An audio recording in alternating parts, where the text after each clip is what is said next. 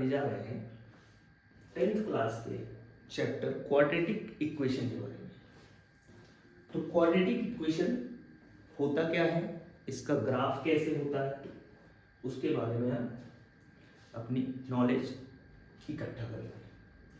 तो बेटा quadratic equation जो होती है उसमें वेरिएबल का जो एक्सपोनेंट होता है मैक्सिमम 2 होना चाहिए। एक जनरल फॉर्मूला अगर हम लिखें एक क्वाड्रेटिक इक्वेशन का, वो होता है ax square plus bx plus c is equal to 0। This is the form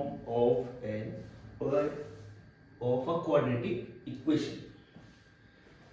इस तरीके से अगर कोई इक्वेशन लिखा हुआ है जिसमें a b and c, a b and c are constant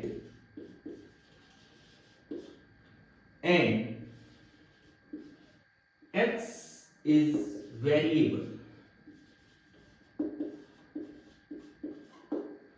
इस कंडीशन के अकॉर्डिंग इस तरीके से अगर कोई इक्वेशन लिखी हुई है तो it is called quadratic equation.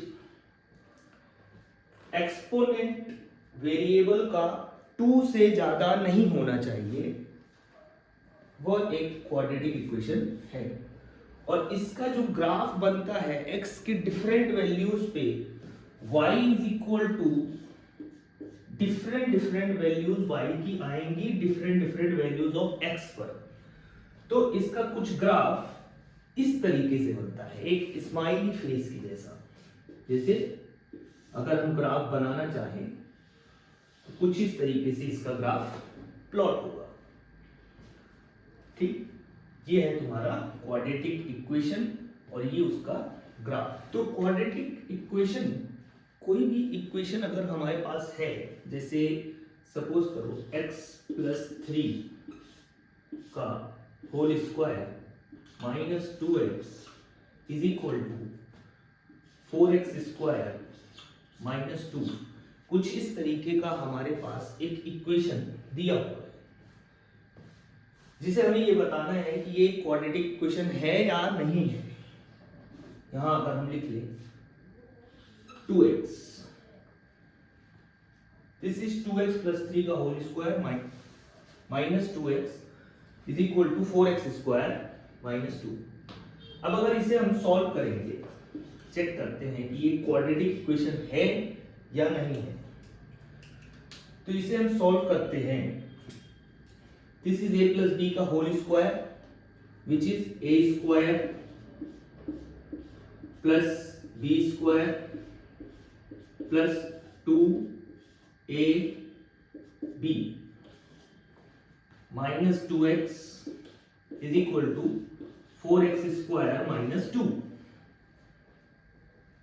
After that 2x square converts to 4x square plus 3 का स्क्वायर 9 प्लस 2 2 जा 4 3 जा 12x minus 2x is equal to 4x square minus 2।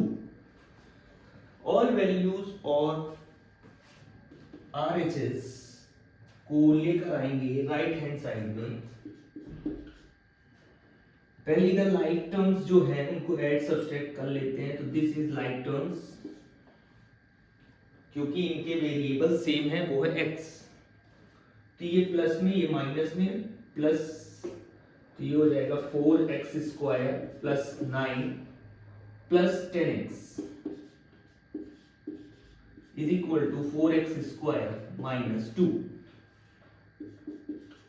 4x square plus 9 plus 10x minus 4x square plus 2 is equal to 0।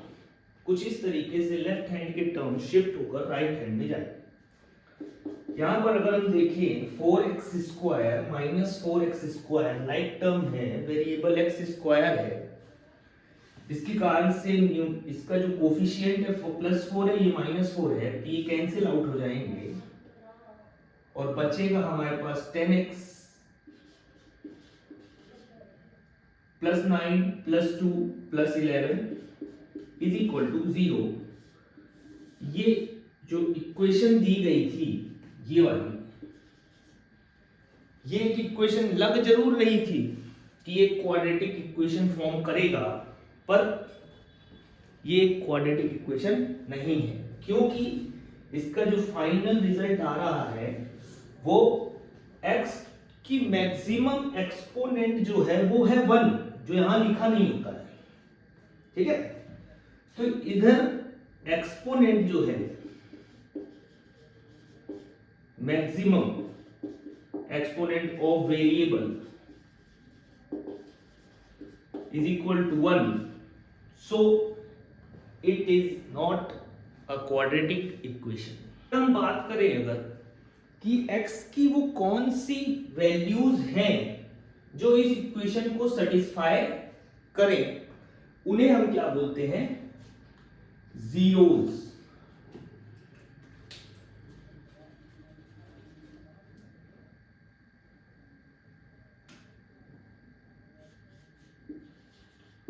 Zeros are roots।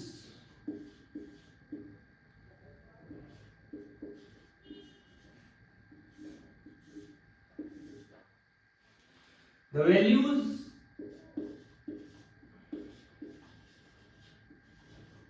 of x which are satisfy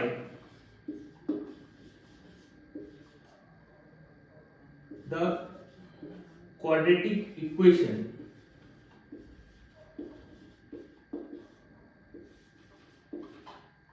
called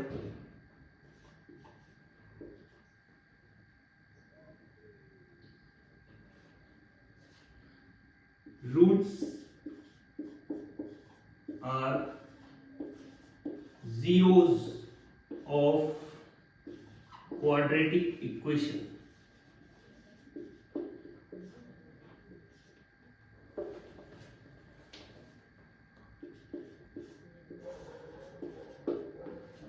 इनके नाम दिए गए alpha beta.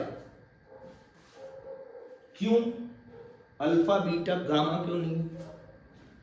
क्योंकि इसका exponent जो है वो है 2। मैक्सिमम एक्सपोनेंट ही कहलाता है degree of polynomial.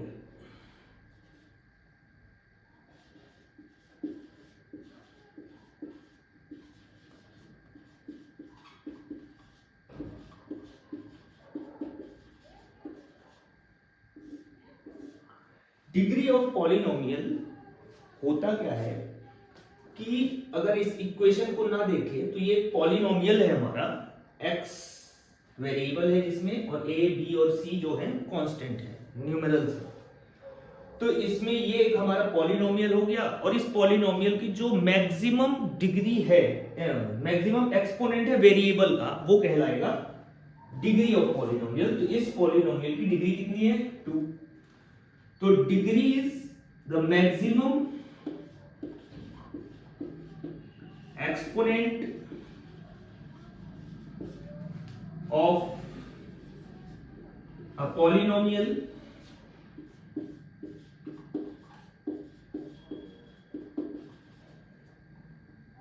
is called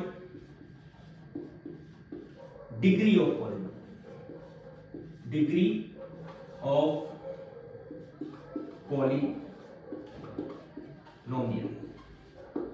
अब समझने वाली बात यह है कि डिग्री ऑफ पॉलिनोमियल जितना होगा, नंबर ऑफ रूट्स उस पॉलिनोमियल के या उस इक्वेशन के नंबर ऑफ रूट्स उससे ज्यादा नहीं हो सकते, उससे कम हो जाएंगे पर ज्यादा नहीं हो सकते। मतलब number of roots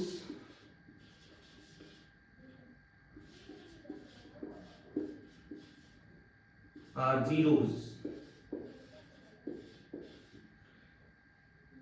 less than are equal to degree of polynomial.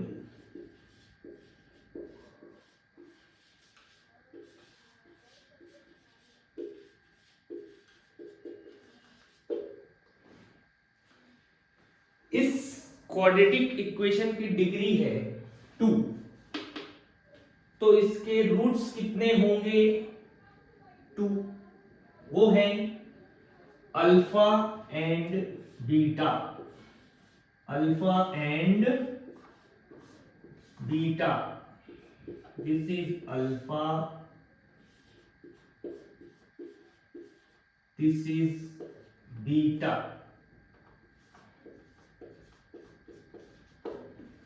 कुछ इस तरीके से नंबर ऑफ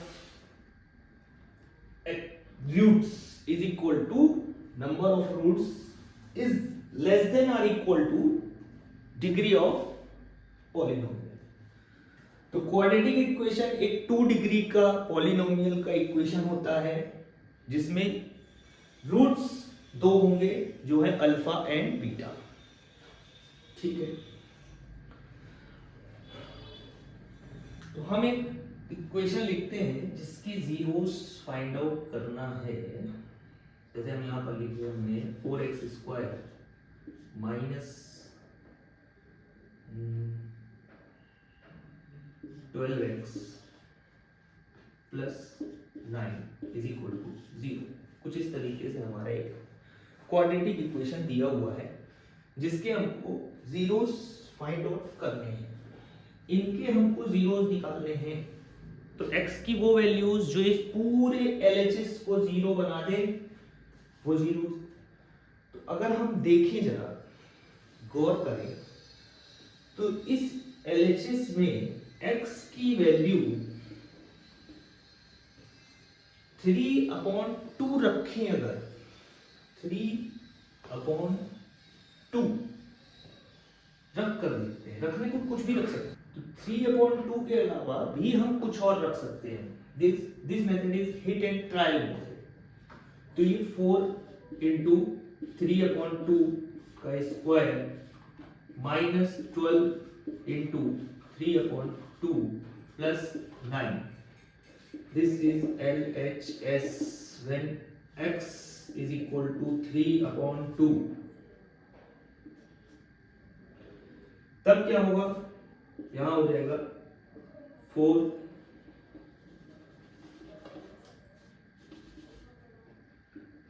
यहां होगा 4 इंटू 9/4 माइनस 2 6 या 12 6 इंटू 3 प्लस 9 4 1 जा 4 1 इंटू 9 9 माइनस 6 3 जा 18 plus 9, this and this are in positive sign, 9 plus 9 18 minus 18 is equals to 0।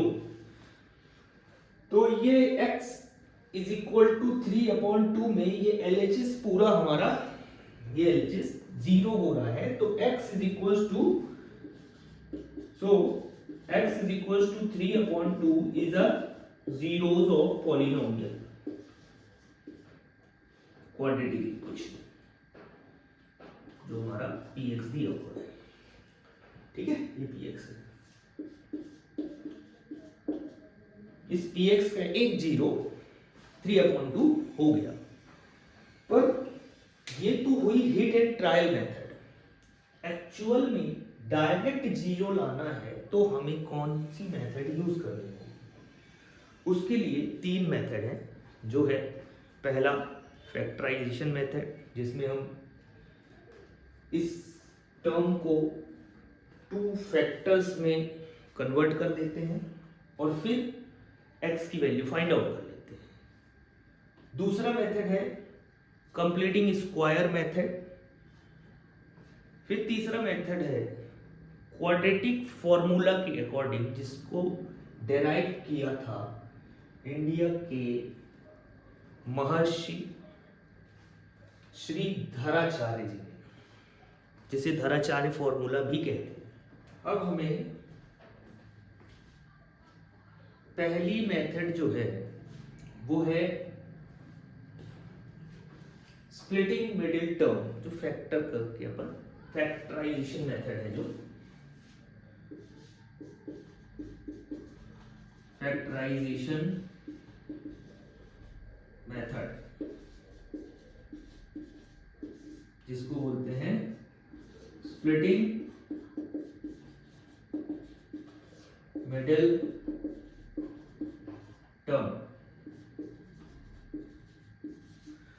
तो सबसे पहले हम ये जानते हैं कि स्प्लिटिंग मिडिल टर्म में बात तो मिडिल टर्म की होगी।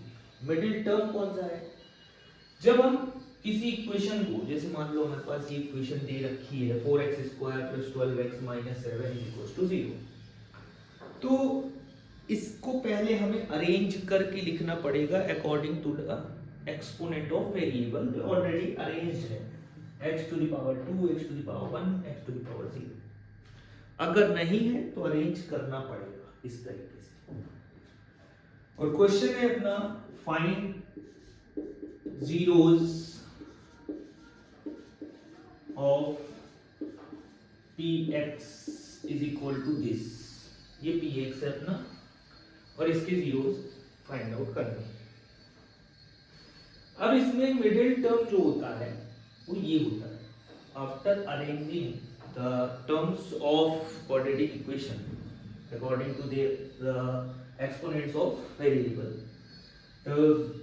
Second term is called middle term.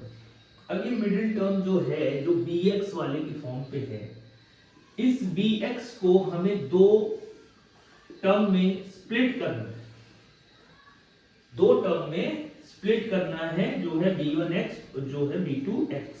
ये दो कुछ इस तरीके से ले सकते हैं हम स्प्लिट करके कि कंडीशन, अब देखो कंडीशन ये है पहली कि b1x प्लस b2x = bx होना चाहिए, और दूसरी कंडीशन b1x इंटू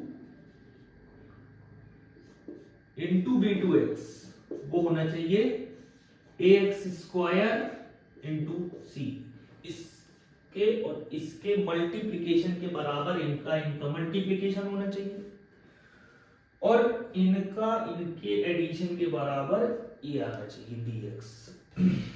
ठीक है, तो उसके लिए क्या करें? उसके लिए कुछ नहीं, इन दोनों का मल्टीप्लिकेशन करेंगे ac का, क्योंकि यहाँ पे तो हम कुछ भी रख सकते हैं, प्लस करने पर हमारा आ जाएगा। जैसे मान लो यहाँ पे 12 है तो 6 + 6 कर सकते हैं, 8 + 4 कर सकते हैं। बहुत सारे ऐसे नंबर हैं जिनका एडिशन या सब्सट्रैक्शन 12 आ सकता है, लेकिन कंडीशन जो मेन डिसाइड कर रहा है वो ये कर रहा है ax² इंटू c। तो इस c का साइन पॉजिटिव, सॉरी यहाँ नेगेटिव और यहाँ पर पॉजिटिव, तो पॉजिटिव इंटू नेगेटिव कितना आना चाहिए? 4 × -7 -28। ठीक है, -28 आना चाहिए। अब वो नंबर्स कौन से हैं पता तो चल ही गया होगा, पर सपोज करो बड़े नंबर हैं तो आदमी क्या करे? तब उसके लिए इसकी पॉजिटिव वैल्यू ले लेते हैं 28, और फिर इसका प्राइम फैक्टराइजेशन कर लेते हैं। तो 2 1 जा 4 जा 2 7 जा 7 1 जा। अब इसको हम दो नंबर्स की पेयर में लेते हैं जिनका मल्टीप्लिकेशन 28 हो।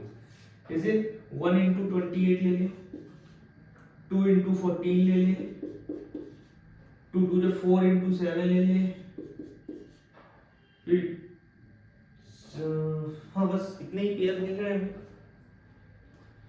अब इन तीन पेयर में से ये चेक करेंगे कि इनका एडिशन या सब्सट्रैक्शन तुम्हारा +12x है, +12 आना चाहिए। 1 + 28 29, 28 - 1 27, नहीं कट रहा। 2 + 14 16, 14 - 2 12 आ गया, ये आ सकता है। 4 + 7 11, 7 - 4 3 9। मतलब कुल मिला के हमें दो नंबर मिले 2 और 14 जिनका एडिशन या सब्सट्रैक्शन करने पर हमारा 12 आएगा। अब एडिशन करेंगे तो दो कंडीशन, सब्सट्रैक्शन करेंगे तो दो कंडीशन। अगर एडिशन कर रहे हैं तो दो प्रोसेस हो सकती है, या तो दोनों प्लस में हो, +2 हो और +14 हो अगर एडिशन कर रहे हो तो, या -2 हो और -14 हो, कुछ इस तरीके से। तभी ऐड होंगे, और सब्सट्रैक्ट होंगे कुछ इस तरीके से, या तो -2 हो +14 हो, और सब्सट्रैक्ट हो या तो +2 हो -14 हो, कुछ इस तरीके से। ये सब्सट्रैक्ट की कंडीशन है, ये एडिशन की। ये आ कैसे रहा है यहाँ पर 12 आ रहा है सब्सट्रैक्ट करने पर 14 - 2, तो ये दोनों प्रोसेस वही खत्म आ सकती, मतलब यहाँ अगर प्लस होते या सब्सट्रैक्ट में प्लस करने पर ला रहे होते, जैसे यहाँ पे होता 16x, तब यहाँ पे प्लस करना पड़ता, तब यही दोनों में से कोई एक होता, ठीक है। अभी सब्सट्रैक्शन चल रहा है तो ये दोनों में से कोई एक होगा। अब बात ये करेंगे कि सब्सट्रैक्ट किससे किसको करना है, 14 को 2 से या 2 को 14 से, -14 और +2 ले या +14 -2 ले, दोनों पर वैल्यूज क्या आ रही हैं, यहाँ पर आ रही है 12 प्लस में, और यहाँ आ रही -12, और हमें चाहिए क्या +12, तो हमारी कंडीशन ये होगी, ये भी कैंसिल। तो कुल मिलाकर हमें ये b1x और b2x की पहचान यहां से हुई, ये -2 है और ये +2 है, तो b1x हो गया -2x और b2x हो गया +14x, ये स्प्लिट हो गया ऐसे। क्लियर है? एक बार फिर से देख लो बढ़िया तरीके से, कोई दिक्कत नहीं, ठीक है। अब स्प्लिटिंग मिडिल टर्म पता चल गया, स्प्लिट हो गया, अब स्प्लिट कर देते हैं इसको। तो इस इक्वेशन को हम कुछ इस तरीके से लिख सकते हैं, 4x² + 12x है तो -2x + 14x -7 = 0, ठीक है। अब यहाँ पे दो टर्म्स की पेयर बन रहे हैं अपने पास, एक ये है, ये दो पेयर, ये दो टर्म्स की पेयर, एक ये दो टर्म्स की पेयर। इनमें से, इन दोनों में से कॉमन क्या दिख रहा है, कॉमन दिख रहा है ये 2 × 2 × x × x, और ये है -2 × x, ठीक। तो 2 इसका, एक 2 इसका, एक 2 इसका, एक x इसका, एक x इसका कॉमन ले लिए, अंदर बचा 2x -1, ठीक। कुछ इस तरीके से ये कॉमन लिया यहां पर, फिर यहां पर ये 2 × 4 × x और ये 7 × 1, सॉरी 2 × 7 × x और -7 × 1, तो 7 कॉमन दिखा हमें, तो 2x -1 यहां पर भी आ गया। अब यहाँ पे जो चार टर्म थे वो दो टर्म में, एक ये एक ये दो टर्म में से कॉमन क्या है, कॉमन है 2x -1, तो बचा क्या, यहाँ 2x और यहाँ पर +7 = 0, फैक्टराइज हो गया, वेरी गुड। अब नाउ इफ, अगर इस मल्टीपल को होल्ड करें हम और इसको ट्रांसपोज करें, तो ये हो जाएगा 2x -1 = 0/2x + 7 = 0, तो 2x ये -1 0 से प्लस होगा, तो 0 + 1 1, और x = 1/2 आ जाएगा। x की वैल्यू 1/2 इसमें रखेंगे तो आंसर 0 आएगा, ये इधर x की वैल्यू 1/2 रखो, आंसर 0 आएगा, क्योंकि ये जीरोस फाइंड आउट किया था। दूसरा कि इफ इसको अगर होल्ड करें, 2x + 7 को होल्ड कर दिया, ये चला गया 0/2x - 1, ठीक, तो ये हो गया 0। अब 2x = -7, x = -7/2,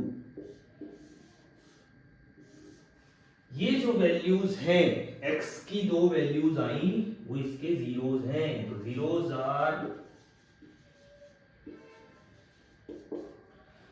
1/2 एंड -7/2। ठीक,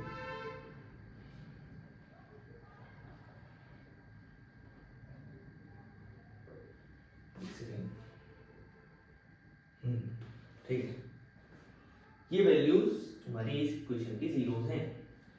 1/2 रखा, ये 1/4 हो गया, 4 से 4 कटा 1, ये 1 हो गया।